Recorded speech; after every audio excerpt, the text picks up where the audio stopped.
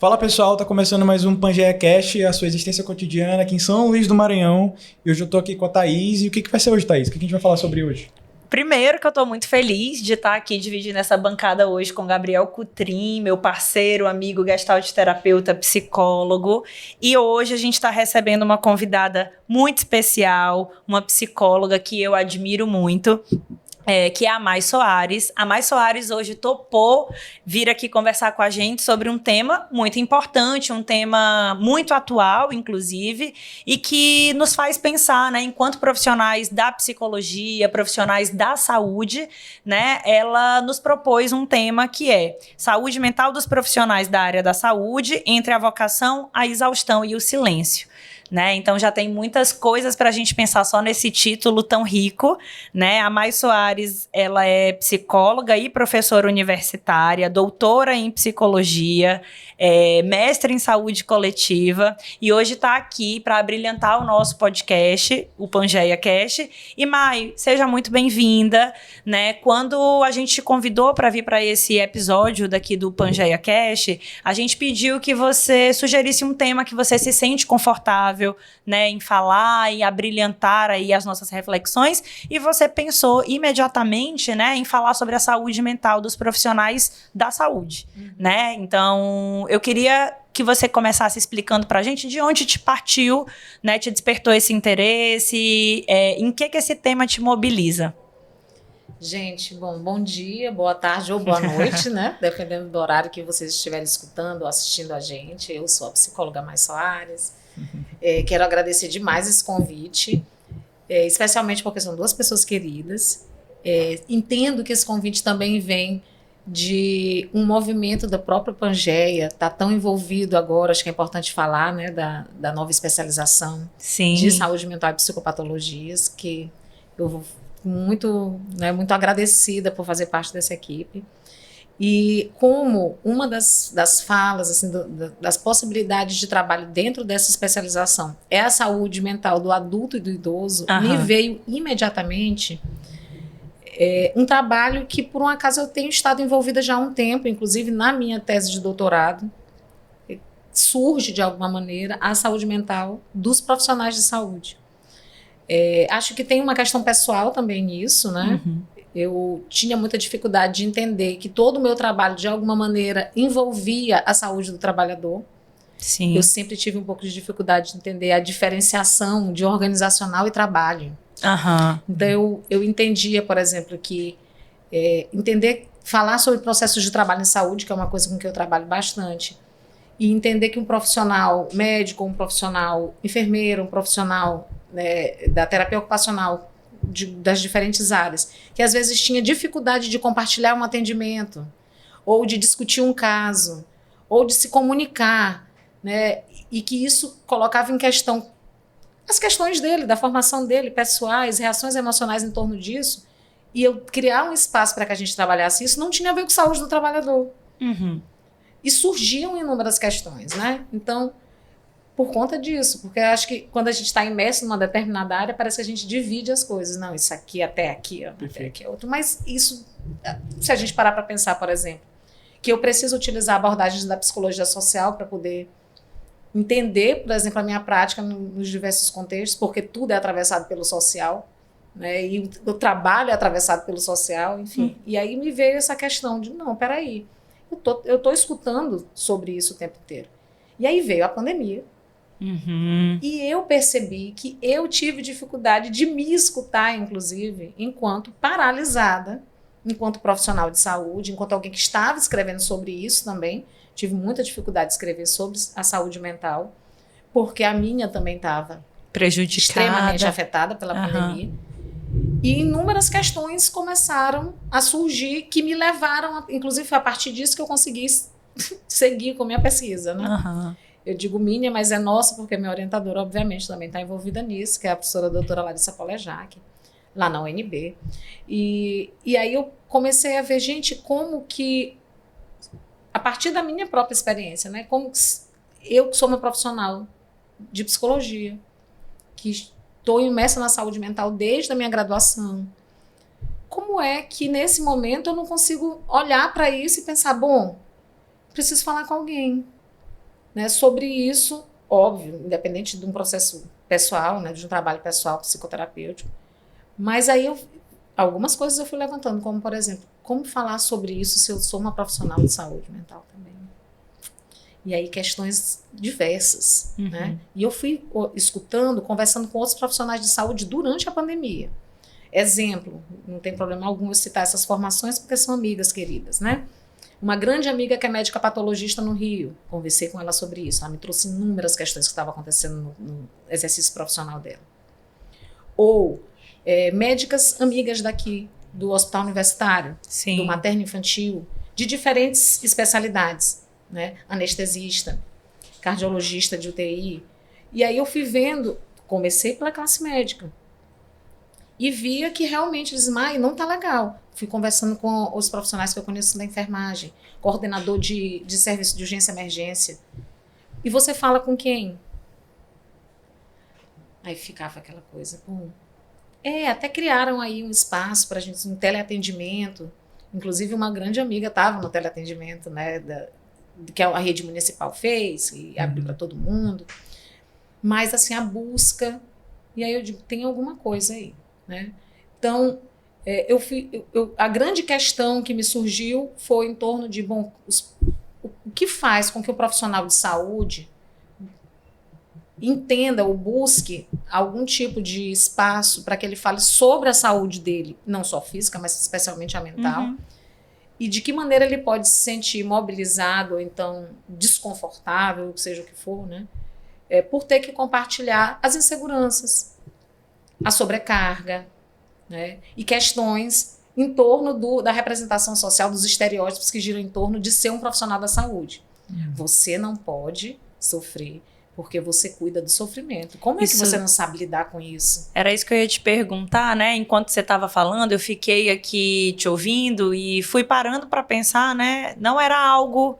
Né, esse tema que você propõe é muito rico porque eu acho que é algo que, em geral, a gente não para tanto para se questionar. Por isso que é tão interessante, né, quando alguém traz essa mobilização de vamos olhar para isso, porque é algo, como você mesma colocou, que a gente acaba só indo, né? Eu sou uma profissional da saúde, eu cuido da saúde do outro. E aí, enquanto você falava, eu fiquei me perguntando se há mesmo, de fato, o que você encontrou na tua pesquisa, na tua prática profissional, foi, de fato, esse fenômeno de uma pressão social, né, no profissional da saúde para que ele sinta-se bem, para que ele demonstre que está bem com a saúde dele, porque você estava falando disso agora, né? Então, a pesquisa em si, ela não girou em torno da saúde mental do profissional de saúde, mas esse foi um tema que apareceu. Entendi. Eu quis ver os efeitos da pandemia na rede de atenção psicossocial, mas especificamente serviços do tipo CAPS, nas 3 modalidades. E aí escolhi um tipo de gestão de serviço e 4 categorias profissionais básicas, assim, que sempre tem nas equipes, né? Então, a medicina, a enfermagem, a psicologia, o serviço social, e aí tinha pelo menos um de cada profissional, né? Tudo bem, nossa rede não é tão grande, a gente sabe, né, que é bem limitada, então, mas consegui acessá-los. Foi pós-pandemia, né, logo após. E aí uma coisa que surgiu muito dentro dos efeitos, porque eles queriam falar muito sobre o impacto disso no serviço, mas surgiu uma coisa muito interessante que era o seguinte: falava-se muito sobre serviços de linha de frente, não é isso? E aí eu acho que isso entra muito nesse tópico, que é a coisa do o profissional Salvador, né? Herói e tudo mais. Ele usa uma capa, ele não usa uma capa, ele usa um jaleco, né? Que, se tu parar para pensar, é um significante interessante quando ele é atribuído a ele o significado de herói, que está passando por cima de uma pedreira que não é questionada, um serviço que não dá estrutura, né? Profissionais exercendo cargos, funções diversas. Tem que adaptar, né? Porque naquele momento tu tinha que fazer de um tudo. E aí, esses profissionais específicos da saúde mental, o que acontece? Ninguém prestou atenção para o fato de que o CAPS, ele ficou na linha de frente, eu vou botar entre aspas essa expressão, porque ninguém escreveu isso, não é um serviço de linha de frente no sentido de urgência, emergência, de primeiro cuidado voltado para a COVID de um modo geral, fisiologicamente, biologicamente falando. Mas quando você pensava nos efeitos na saúde mental, que se falava de quarta onda, isso é depois, para onde? Qual era o serviço que estava aberto, não fechou em nenhum momento? Os CAPs. Unidade básica fechou. Aqui em São Luís a gente não teve atendimento. Em outros estados fizeram até videoconferências e tal, aqui não funcionou. Mas o CAPS não fechou em nenhum momento. E não tinha essa coisa de a gente vai atender de casa. Era todo mundo lá. E aí eu lembro dessa fala relacionada assim, de você ser um serviço de linha de frente que não tinha qualquer cuidado para você. Com certeza. Nenhum tipo de suporte. Né? E aí eu quero deixar bem claro o que é esse suporte. Né? As questões pessoais relacionadas, por exemplo, ao contágio, que foram preocupações que todos tinham, né? Mas também ao medo, né, ao despreparo, a como lidar capacitação com isso mesmo, em um né? espaço que trabalha essencialmente com grupos. E os EPIs também, né? EPIs. Num CAPS. Não é um serviço de alta complexidade que você necessariamente tem. Então, algumas coisas foram sendo adaptadas, obviamente, mas acho que é importante citar uma coisa que me chamou muita atenção, esse reconhecimento de que eles estavam ali, precisavam estar totalmente disponíveis, mas esse olhar de linha de frente eles não tinham. Então, Total. o esgotamento, né? E assim, a quem você recorre? Às vezes, ter que sair de um serviço, tinha uns serviços emergenciais que eram colocados em alguns lugares daqui de São Luís, né? Por exemplo, foram feitos pontos de atendimento ali nos locais de vacinação. Então, você ia para dar suporte, por exemplo, se alguém passasse mal, alguma coisa nesse sentido, para ficar lá, né? E aí era um deslocamento de função. Mas se tu parar para pensar, o CAPS ele não é um ambulatório. Sim. Não é à toa que a proposta de trabalho é um trabalho que ele necessita que a pessoa, às vezes, fique a semana toda lá. Porque ele é um serviço para transtorno mental grave e moderado. Não é o acolhimento que se faz, por exemplo, na atenção básica, que a gente não tinha EMULT, já não tinha mais NASF, e não tinha equipe multi para poder dar conta dessas questões durante a pandemia, por exemplo. Então vai tudo para lá. Tudo, toda e qualquer questão. Eu estou com medo disso. Não é transtorno mental grave nem moderado. Eu estou com medo. Era o CAPS que atendia. Né? Eu quero apenas conversar. Era o CAPS que atendia. Que era esse local que estava aberto, disponível, 24 horas, né? E aí eu fiquei aqui me perguntando, né? Porque você disse assim, esses profissionais estavam lá, né? Nem eles tinham, assim, não foi veiculado em nenhum lugar que eles eram linha de frente, mas todo mundo sabe que era. Era uma né? sensação exato. Na saúde mental, nós somos a linha de frente. Todo mundo, exato. Todo mundo tem, os profissionais que estão ali sabem que eles são, né? Pau para toda obra, como diz no vocabulário do senso comum, mas que não tem todo o cuidado com esses profissionais que estão ali nessa linha de frente, como se deveria. E eu fiquei me perguntando qual poderia ser o caminho, né? Assim, quando a gente fala desse cuidado ou dessa atenção com a saúde mental desses profissionais, o que a gente poderia, né, pensar em política pública ou em proposta, né? O que faltou, de fato? Bom, como cuidar da saúde mental? Eu acho que tem várias coisas, né? Eu citei um momento específico. Sim. Que a gente pode pensar, mas foi lá na pandemia, né? Eu digo, a minha orientadora falava muito isso, né? Assim, eu encontrei uma questão de esquecimento com relação à fala sobre a pandemia. Era tipo assim, nossa, nem me lembro. Nossa, parece que faz mais tempo do que foi. Que são sintomas clássicos do transtorno de estresse pós-traumático. Sim. Se parar para pensar, né? Verdade. Então, é um mecanismo de defesa importante, de proteção psíquica.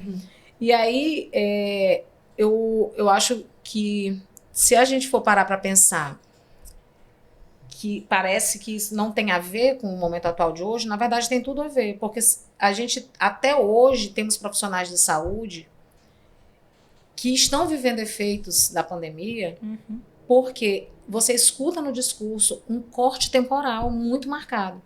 Verdade. Não sei o quê, porque a minha vida...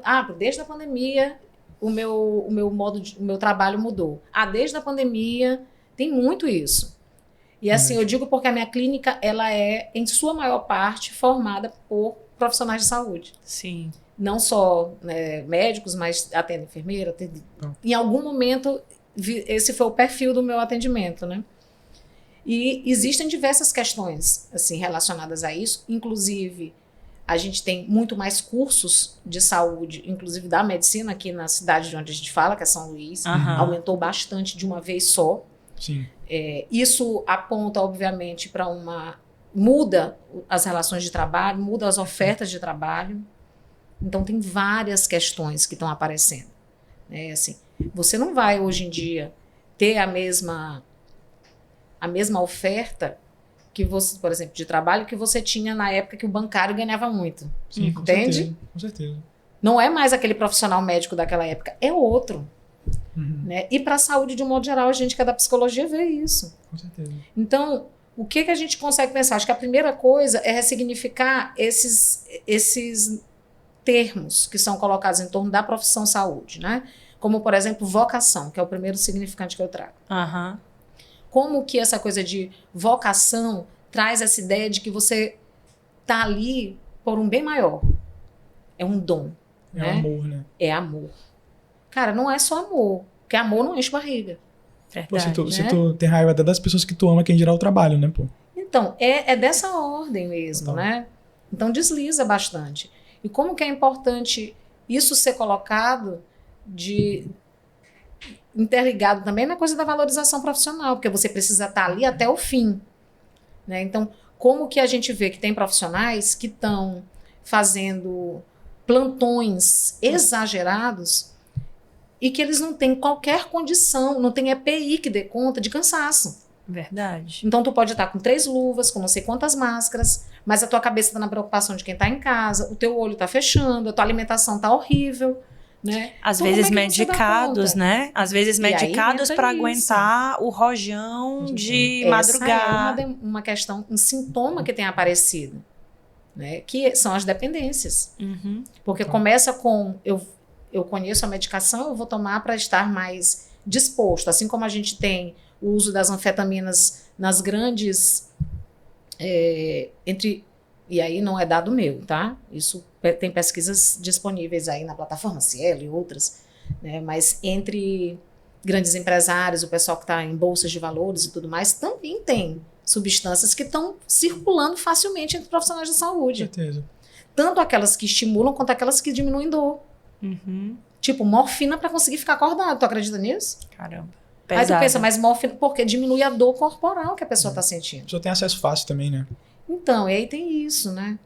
Tem a autoprescrição, tem um outro colega que faz, alguém usou e deu certo. Quando você... Isso é naturalizado. Tem estoque também. Tem estoque. Quando você sugere o significante do título silêncio ou silenciamento, tem a ver com isso? Esse silenciamento desse sintoma, desse sinal que o corpo está dando e que a gente não, né? Que muitos profissionais acabam, né, silenciando o sintoma para continuar nesse ritmo da produtividade, continuar fazendo, mesmo quando o corpo está exaurido, né, exausto, sem forças, e aí toma um remédio para tirar a dor, toma um remédio para tirar o sono, e aí depois, né, quando amanhece e eu preciso dormir, é um remédio para dar sono, né, então é um remédio para dormir, um remédio para acordar, um remédio para sentir, um remédio para não sentir, né, eu fiquei pensando se o silêncio falaria sobre isso, ou se é um outro significado. Tu acabaste de trazer uma coisa super interessante, tu disseste o silêncio para encobrir, né, mas o silêncio fala. Porque sempre o corpo se manifesta. Então, só que o que está acontecendo? Ele está aparecendo no real do corpo. Né? Não é na exaustão. A questão é que é preciso ter espaço para que isso saia pelo simbólico. Então, que espaços são esses possíveis? Né? Assim, então a gente vai só criar espaços de atendimento psicossocial dentro do serviço? É uma saída? É, óbvio. Mas também é preciso entender que não adianta você pegar um monte de gente gravando hospitais, não é isso que está acontecendo bastante? Sim. Isso dá um engajamento incrível na internet. Vamos botar fulano para ver se o médico está dormindo ou se ele está acordado lá no plantão dele. Cara, o profissional está esgotado muitas das vezes. Total. E eu não estou querendo dizer, entenda bem, não estou defendendo profissionais que de repente podem não estar agindo de má fé. Mas em sua grande maioria, o profissional, ele está dando conta de um plantão que não tem outros.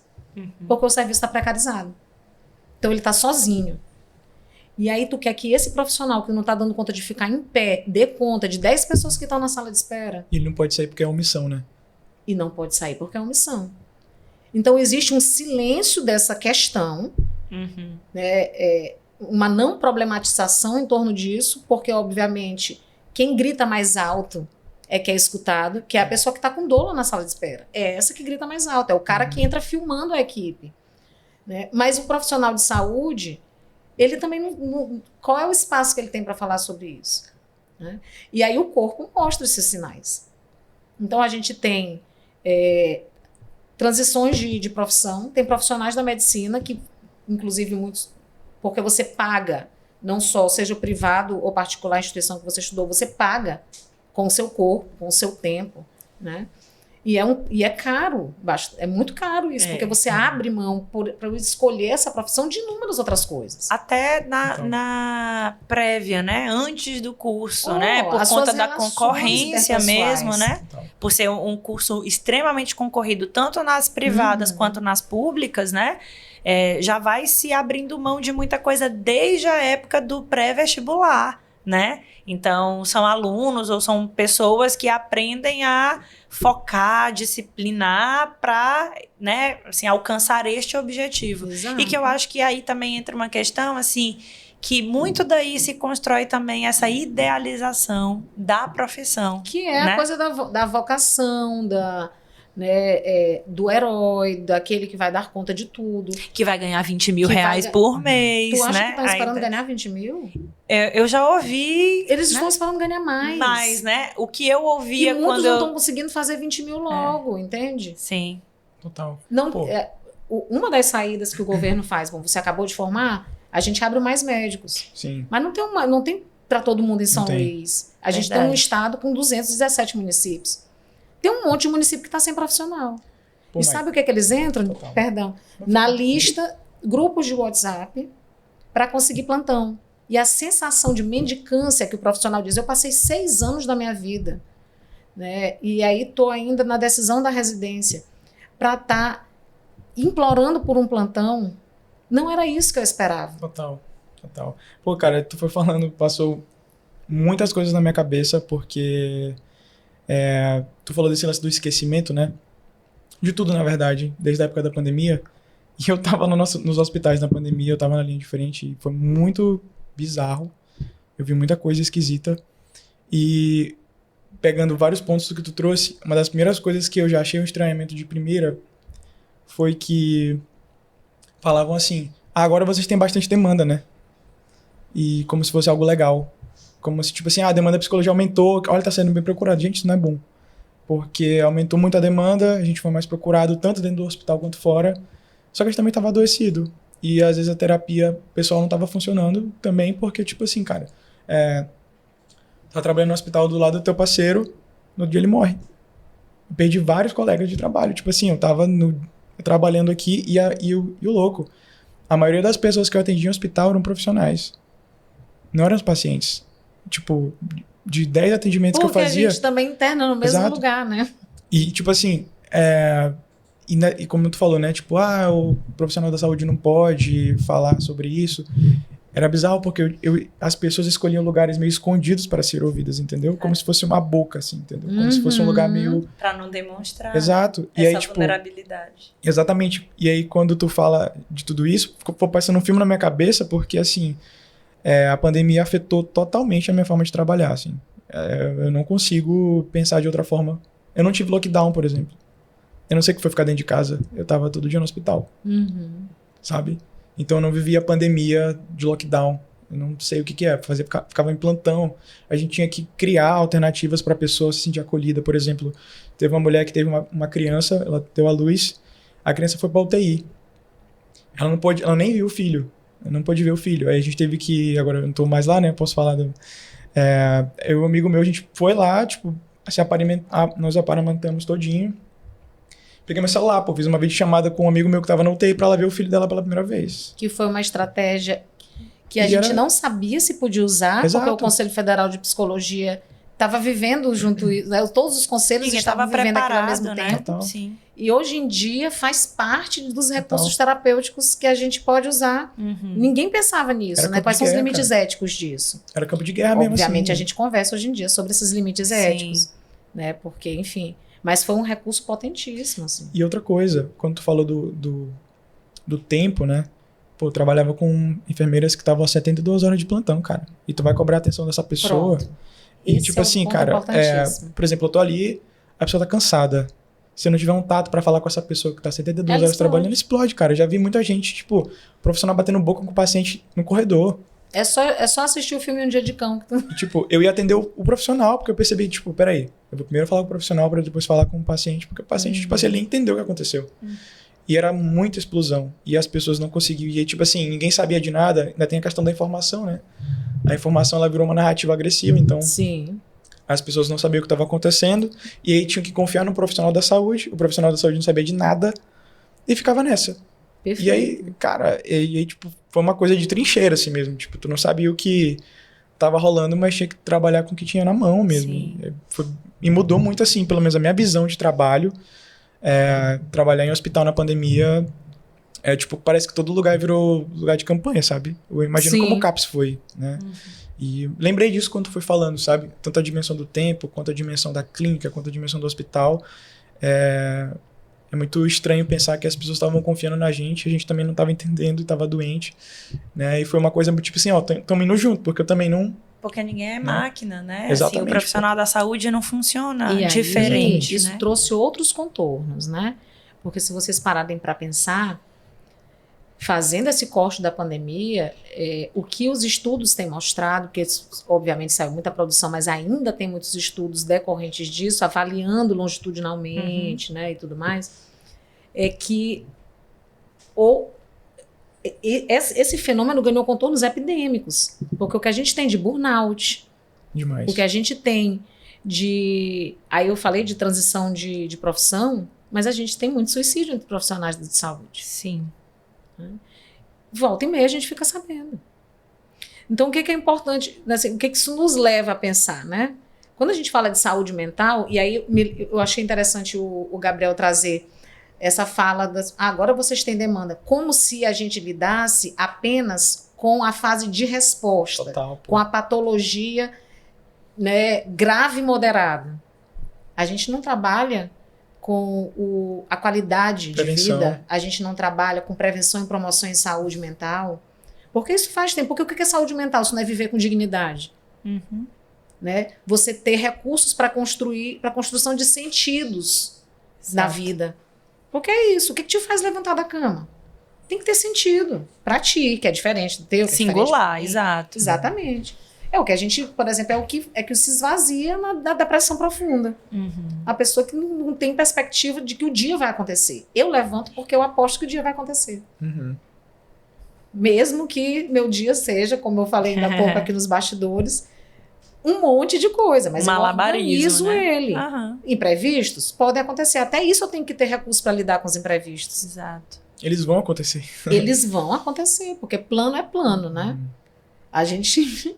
Inclusive, a gente faz manuais para poder lidar mas com da isso. gente ter esse recurso de não transformar o imprevisto, por exemplo, num desamparo, né? Total. De entender o imprevisto como uma frustração e ter recursos, inclusive, para elaborar isso. E não ficar desamparado, né? Diante daquilo que me frustrou, né? Então, Exatamente. Quando tu fala disso, assim, de saúde mental é ter dignidade, para mim, essa fala ressoa, assim, muito significativo, né? Considerando tudo isso que a gente está conversando. Sim. Porque era o que você estava dizendo, o que aconteceu, pelo menos na pandemia de Covid, que trouxe à tona, né? Foi o apogeu de muitas coisas, parece que é disso que a gente estava falando, né? Do quanto esses profissionais que estavam na linha de frente do cuidado não tinham condições dignas para promoverem o cuidado para o outro, né? Eu acho que quando tu falas bastante sobre o que a gente pode fazer, ainda há pouco, levando em consideração uma coisa do silêncio, né? O silêncio que adoece, o silêncio, na verdade, ele faz bastante barulho. A gente só precisa entender em que lugares ele escutar esse barulho, dar nomes, né? Eu acho que algumas questões precisam ser compartilhadas para que isso surja de fato como uma problemática. Como, por exemplo, como você se sentiria em ser atendido por um profissional que não tem condição alguma de se concentrar na tua pessoa? Perfeito. Porque a gente está falando de processo psicológico básico, gente. Uhum. Isso aqui é disciplina do curso, de todos os cursos, não é? Sim. Memória, atenção, orientação, consciência, pensamento, inteligência, está tudo interligado. E sono, fome, tira tudo isso. E aí a gente fala tanto de vulnerabilidade social e de outras coisas. Será que a gente não está falando de uma certa vulnerabilidade, quando a gente fala de saúde mental, na vulnerabilidade psíquica que esses profissionais entram? Uhum. Né? De uma linha tênue entre o equilíbrio e a desorganização psíquica. E aí, naquele momento, é um momento em que ele se questiona. Eu não dou conta disso. Será que eu não sei nada sobre isso? Uhum. E eu falo para quem? Porque eu sou o chefe da enfermagem. Total. Porque eu sou a líder dessa equipe de fisioterapia. Eu estou em dúvidas. Eu estou cansada. Mas eu não posso dizer, porque vai que eles descobrem que eu não sei. Então, como a gente precisa, desde a formação, e aí eu posso dizer que existe uma luz muito importante aparecendo por aí, né? Eu também trabalho com curso de medicina, com um curso de medicina, mas já estive em outros. Eu tenho percebido um movimento de criar dentro dos projetos pedagógicos de curso disciplinas onde se fale sobre saúde mental do profissional. Massa. Né? Legal. A gente vê, por exemplo, espaços, eu não posso falar, não conheço metade, nem 10% das instituições de medicina que tem no Brasil, mas muitas já estão criando, por conta desses números alarmantes entre profissionais de saúde. Aí eu já vejo, na psicologia, a gente tem espaço para conversar sobre isso. Uhum. Não sei como está na enfermagem, mas escuto entre enfermeiros um desgaste tremendo, assim. E entre os técnicos de enfermagem, muito mais. Porque é um trabalho de operário. Sim. Assim, é tudo muito encadeado. Um lá na frente que deixa de fazer uma coisa, sobrecarrega, sofre todo mundo. Né? Sobrecarrega tudo, né? Tu acha que, tipo assim, uma das coisas que eu reparei muito na pandemia foi que as pessoas, elas começaram a criar mais negócios, né? Tipo, as pessoas tiveram que dar um jeito, sair de casa não, enfim, criar um jeito de conseguir grana. E aí o nosso país o mundo, na verdade, passou por um período de abertura de negócios, de coisas familiares e tal. Né? Até a gente tem algumas literaturas que falam disso, tem até o Byung-Chul Han fala da sociedade do cansaço, do empreendedor de si mesmo e tal. Uhum. E aí quando tu me fala nesses processos, que, por exemplo, sei lá, um médico chega de manhã e ele já passou a visita em 3 hospitais e ainda são 10 da manhã. Eu fico pensando na questão do adoecimento, né?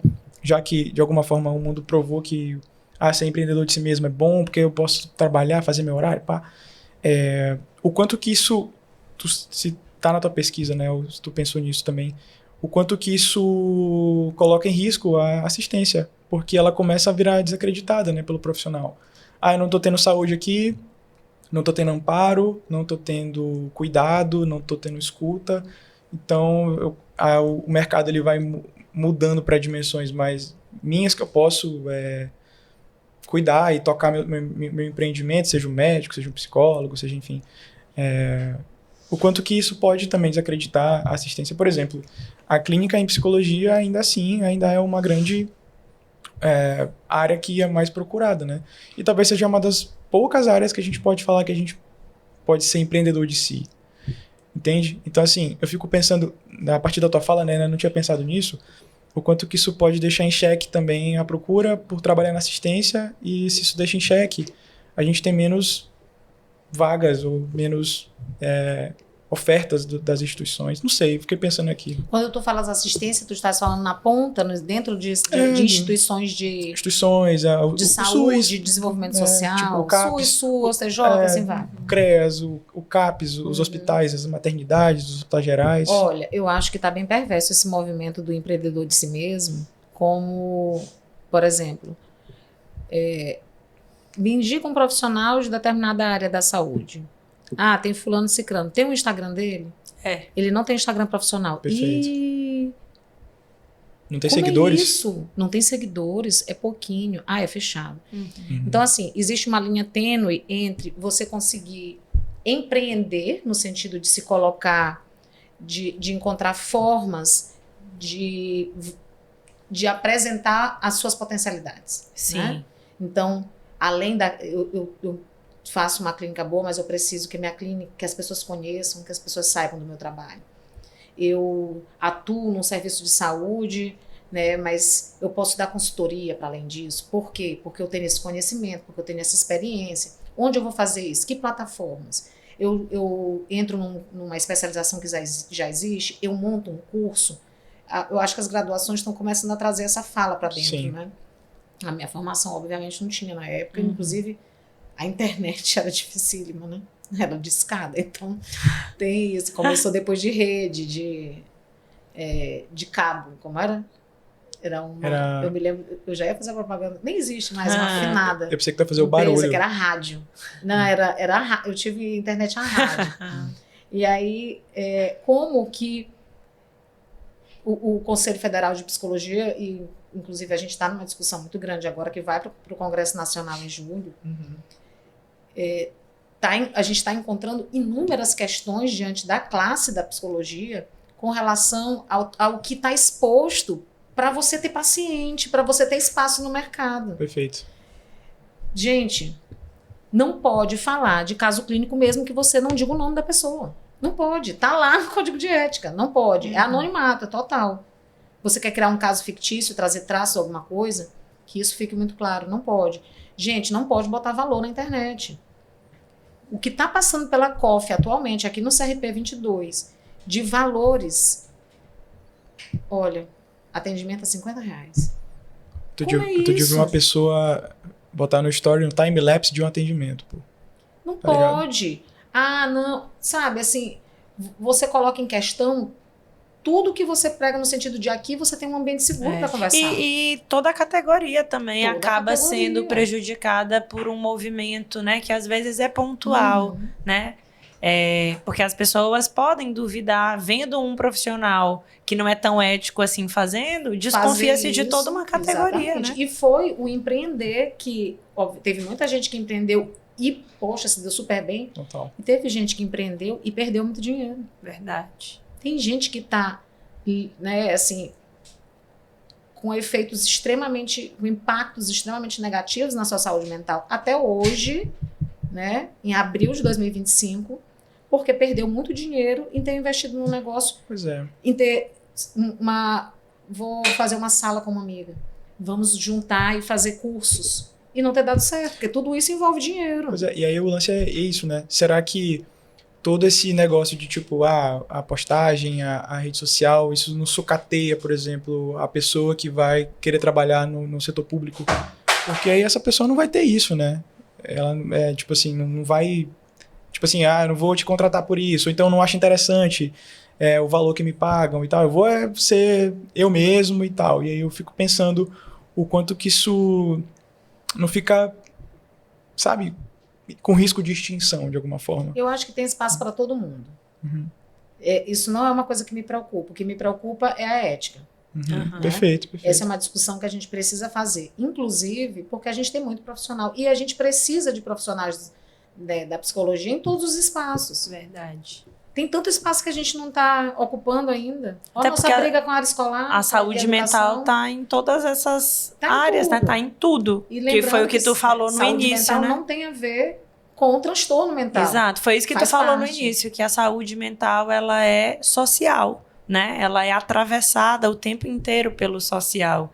Então, onde há sociedade, há esse cuidado ou essa necessidade de olhar, falar e cuidar da saúde mental, né? Então, escola, empresa, ONGs, né? Enfim, todos os setores mesmo, não só na clínica ou não só no hospital, né? Mas é uma coisa que eu via muito, era tipo assim, ó, por que eu tô trazendo tudo isso, né? Porque, por exemplo, esse trabalho não me valoriza muito. E aí, sei lá, eu via o médico ou qualquer outro profissional, tipo assim, vou tratar de qualquer jeito. Entendeu? Eu via, tipo assim, cara... Vem a ética, mais uma vez, cara. porque você está ali. Exato. E aí, tipo assim, quando eu olho pra isso, cara, tem uma ingenuidade que eu tive por muito tempo, que era de achar que todo mundo, todo profissional, tinha um pensamento ético. Tipo assim, era meu conto de fadas, né?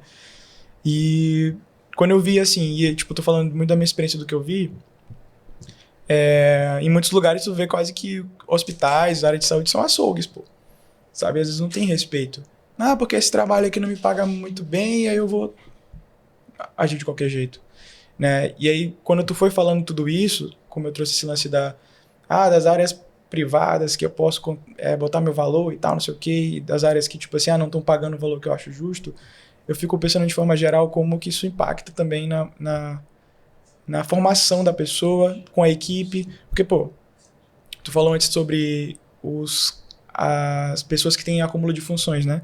Cara, chegava no serviço social, pô, meu amigo, jogavam tudo pra lá. Tu tinha que, tipo assim, e não sobrava tempo pra tu resolver demandas da tua profissão, né? Então, tipo assim, ficava muito bagunçado, porque tinha muita gente trabalhando, e aí as pessoas cansavam, aí fulano tinha que ir não sei o que lá, e as pessoas não sabem nem a própria função, tipo, as pessoas ainda achavam no hospital que o psicólogo tem que ir lá dar notícia de morte, por exemplo. Me chamava, eu tinha que explicar, isso não é meu papel, é do médico, eu posso ir com ele, tal.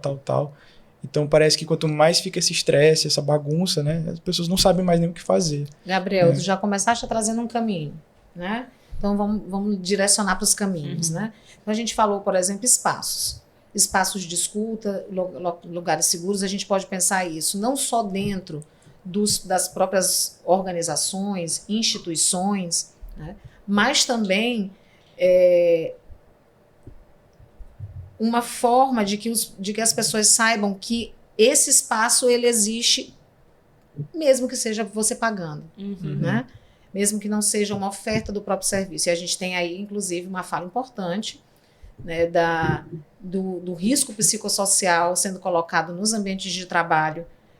E aí foi o que eu trouxe ainda há pouco. O cansaço, o sofrimento, o estresse, tudo isso não tem equipamento de proteção individual, físico para isso. Né? Não tem. E pode comprometer o teu trabalho. Aí, o que a gente pode pensar? Por exemplo, quando tu fala funções. Eu me lembro muito de uma situação que eu passei de acompanhar um profissional da medicina. Acho que quem já teve aula comigo pode ter escutado em algum momento esse exemplo, porque ele foi muito marcante para mim. E aquele corre, né? Aquela correria de clínica médica, o paciente tinha falecido. Estava a esposa dele. Eu fui chamada para estar junto nessa comunicação de uma notícia difícil. Só que eu fui chamada já naquela perspectiva de que, assim, vem comigo, né? E eu vou entendendo no caminho do que se trata. E ele vira para essa paciente, para essa acompanhante, sem conhecê-la, sem saber seu nível de escolaridade, diz: o paciente veio a óbito. E ela diz: quando ele volta? Oi, gente. Caraca, pô. E aí ele olha para mim. E nessa hora, eu entendi. Primeiro, a primeira coisa foi dar notícia, esteja lá. Mas nessa hora eu consegui escutar uma outra coisa. Total. Foi o que eu faço. Que é uma coisa que os profissionais buscam da gente. Perfeito, né? Perfeito.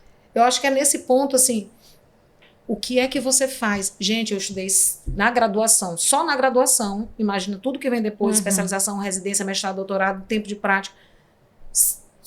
5 anos de psicologia.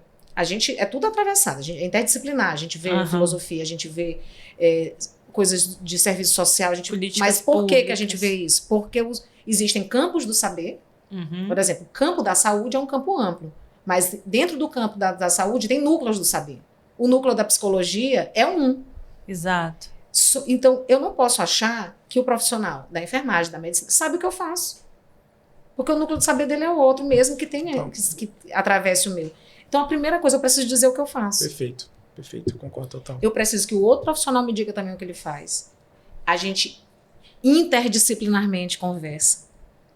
E aí sim eu consigo demandar do outro o que é aquilo dele, que né? é dele. Uhum. Mas eu não posso chegar no serviço achando que estão me pedindo para dar notícia, estão me pedindo para não sei o quê. Eu poderia, naquela hora, fazer uma outra escuta daquele momento. Que cara, sabe, não leu. Não, de fato, em algum momento ele estava tão repetitivo no serviço, porque era muita coisa para fazer ao mesmo tempo, como tu disseste, uma visão um monte muito de lei pra técnica, passar. né? E foi bom, de alguma maneira, porque a gente pôde conversar depois em discussão de caso sobre isso. Que legal. Olha a necessidade, a habilidade, né, da comunicação terapêutica, que é uma comunicação que tem fins de tratamento. Ela parte de uma escuta ativa, que é o quê? Você está ali e você dá lugar para o outro falar, entendendo que, independente do se ele pensa que está certo ou que está errado, eu vou escutar para depois fazer uma proposta. Eu não vou dizer para ele, está errado, tu quer morrer?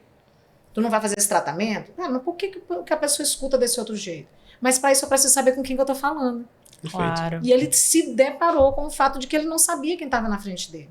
E que, como ele sempre, como tu disseste, né? Na minha cabeça todo mundo era ético. Porque esse é o meu mundo, esse é o meu filtro, né? O meu referencial de... Né? Mas assim, o que a gente aprende na nossa formação? Primeira coisa que o psicólogo aprende é a duvidar. Não é isso? Todo mundo é diferente.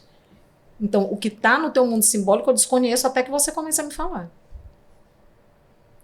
Não sei como a pessoa vai reagir, é só no encontro. Não sei como é o sentido que ela dá para isso, é só no encontro. Então, sim, eu posso estar do lado de um profissional num momento de comunicação de notícia difícil. Tanto para dar suporte para essa mulher, nesse caso, quanto para dar suporte para esse profissional da saúde. Que se deparou com a sua própria questão relacionada, eu estou aqui há tanto tempo que eu acho que eu não estou sensível. Porque acontece isso. Dessensibilizada E essa mesmo. sensibilidade, ela vai se perdendo como um mecanismo de defesa também para lidar com o insuportável da dor. Sim. Quem está em alta complexidade lida com dor o tempo inteiro. Então, como é que ele sobrevive se não for se distanciando um pouco? Isso acontece. Então, a gente precisa criar espaços que as pessoas falem sobre isso, que elas sofram quando perde um paciente, né? Assim que ele diz, meu paciente morreu. Perfeito. Quando ele chama de meu paciente, claro que tem vínculo. E se tem vínculo, tem afeto. Portanto, tem dor. E essa dor é sentida onde? Aí eu boto uma morfina. Entende? Então, aí silencia. Isso.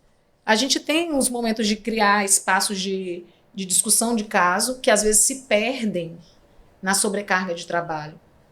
Né? A discussão de caso clínico é um espaço, inclusive, profissional dizer: eu estou percebendo que eu não estou conseguindo atender esse paciente. Né? E essa foi uma situação também que eu passei, que eu vi que uma equipe toda tinha retirado um paciente de UTI de um leito para colocar num outro espaço da UTI para desinfectar o espaço, que era um paciente que estava com, né, um quadro clínico de... Enfim, como que eu descrevo isso? Né? Uma ferida aberta, vamos dizer assim. Né? E esse setor para onde ele foi tinha um sentido atribuído a ele de que era um lugar... Assim, iam casos difíceis que não podiam estar junto com os outros. Né? E aí esse paciente está lá extremamente incomodado. Não era um leito que eu acompanhava. Sim. Era uma outra psicóloga. E aí eu sou chamada para ir até esse leito. A primeira coisa que ele pergunta: por que você está aqui? O que a equipe me pediu, veja lá por que ele está desse jeito. Porque ele está dando mau trabalho. Ai, que entojo. A equipe naquele... Né? Eu disse... Não, por que eu não... Né? Eu vim aqui falar contigo, mas por que essa pergunta? Ele disse, porque você nunca fala comigo. E aí eu também me dei conta de que a divisão que o serviço fazia de isso daqui até aqui é teu e daqui até aqui é teu de leitos, também colocava assim, o quanto isso não era humanizado no sentido de que não é por isso que eu não vou, de alguma maneira, passar e falar com as pessoas. Isso foi bom, assim, me ajudou na minha formação, né? E aí ele fala, eu digo que estão sentindo que ele está um pouco diferente naquele momento, inquieto, não estava topando as terapias naquele dia, e ele diz, mas você não sabe onde eu tô? Você não tá vendo onde eu tô? Eu falei, onde você tá? Ele disse, eu tô aqui, onde as pessoas são trazidas para morrer. Eita. Aí eu disse, o que tu queres dizer com isso? Eu não entendi. Ele disse, esse setor aqui. Aí eu disse, você sabe por que você foi trazido para cá? Ele não é claro? E eu sabia que ele tinha sido levado para lá porque estava sendo desinfectado onde ele estava. Mas ninguém explicou, porque a equipe já estava um pouco cansada do caso. Sim. Obrigado. E aí, na discussão, óbvio, eu saio e digo, peraí, deixa eu trazer alguns profissionais para conversar aqui contigo, porque me parece que teve um ruído de comunicação e isso pode te tranquilizar um pouco. E aí a gente pôde discutir sobre isso na reunião de caso. Esse é um espaço importante. Sim. E, obviamente, eu, enquanto profissional da saúde mental, enfim, né, da saúde de um modo geral, abri a possibilidade para a gente discutir sobre, gente, se você perceber que você também está projetando de alguma maneira sentimentos, que você está tendo reações, né, de dificuldade de lidar com o caso, pare e discute. Total. Pare e compartilha. Porque essa questão ela é tua, mas ela tem efeito no prognóstico do paciente. Exato. Na relação, né? Na que se relação, estabelece. na equipe, em tudo. E é atenção o tempo inteiro. Tem setores que eu falei de UTI, atenção o tempo inteiro. É um lugar extremamente barulhento. O tempo inteiro, é um monte de equipamento. Né? Às vezes, a coisa de lidar com a informação, tu falaste ainda há pouco, não sabia nada na época da Covid. Gente, dizer que você não sabe é uma informação. Com certeza. Nós estamos vindo aqui para dizer que a gente ainda não tem informação. Isso tranquiliza as pessoas. Uhum. E tira um peso também desse profissional, Você precisa né? Exato. Aí é esse momento que esse profissional que às vezes se confunde com esse herói pode se colocar nessa posição de humano novamente, né? De que ele também não sabe. Mas ele acha que ele só tem que ir para dar uma informação já técnica, certeira e técnica. E tu trouxe vários silêncios diferentes, né? Tu trouxe o silêncio do profissional que, tipo assim, o meu paciente se foi. E aí resolve aí. Eu não posso é quase que se eu me emocionar é antiprofissional. Exatamente. O silêncio também de não falar pra pessoa direito o processo dela. E aí ela entende no silêncio uma interpretação do processo dela. E aí, desses vários silêncios, tu tá me trazendo um adoecimento coletivo, assim, né? Social. E o mais interessante também é o tanto que eu consigo lidar com a autonomia do outro. Total. Você está numa situação, por exemplo, que o paciente escolhe viver e o outro olha e diz assim, eu quero viver dessa maneira. Eu não quero esse tratamento. Para mim, tá bom até aqui. Sim. Entende? Enfim. Mas, infelizmente, nosso tempo voou. Né? Enfim, já passamos aí do nosso horário, né? Mas eu poderia ficar aqui te ouvindo e ouvindo teus casos, né? E ouvindo a tua reflexão sobre tudo isso que você já viveu e o quanto você já aprendeu com essas experiências, porque foi muito bom, muito proveitoso. Eu aprendi muito hoje. Então, quero te agradecer imensamente. Eu que agradeço. Quero te agradecer também, Gabriel, por ter topado vir aqui hoje, dividir a bancada comigo. Muito feliz. Já tínhamos tentado outras vezes, né? Essa dobradinha aqui, mas ainda não tinha dado certo, mas tinha que ser hoje. Show. E aí eu queria te passar a palavra final para você fazer um fechamento, se ainda tiver algo que você queira dizer, né? Pra gente se despedir, né? Eu acho que é bem uma reflexão em torno disso, né? Para você que está ouvindo, inclusive, acho que é importante isso, entender que o cuidado, né, o olhar para si mesmo, o se questionar, né, sobre um batimento cardíaco diferente, uma sensação diferente, a importância que a gente tem de sentar e tentar nomear as coisas, sabe?